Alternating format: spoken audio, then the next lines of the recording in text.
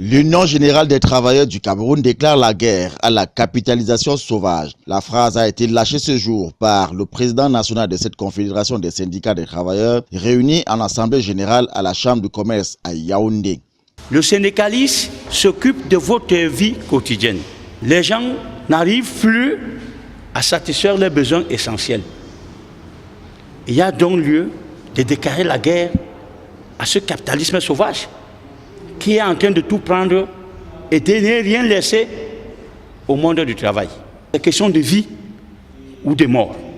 Et cela va sans dire que les armes que compte utiliser cette centrale syndicale sont les grèves. Les grèves, encore des grèves, dans la majorité des secteurs socio-professionnels.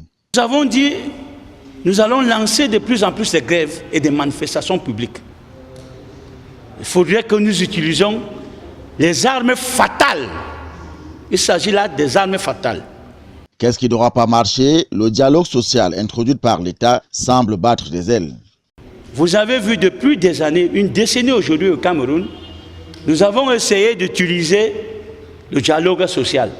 Vous convenez avec nous que le dialogue social est un slogan creux au Cameroun. Et notre objectif final, c'est de gagner la guerre contre le capitalisme sauvage. En fait, le capitalisme ne s'occupe que de lui, mais pas des autres.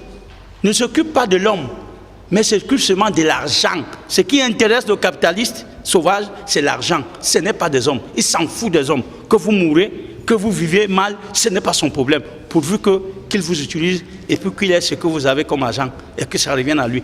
Il sera évident dans ce contexte de voir les raisons évoquées par le développement technologique, la libération des capitaux du commerce mondial. Cette poussée technologique tendrait à remplacer le travail des hommes par des machines. Ce pourquoi l'UGTC refute et décide alors, dès les jours prochains, se battre contre cette capitalisation sauvage qui relaie l'être humain au second rang.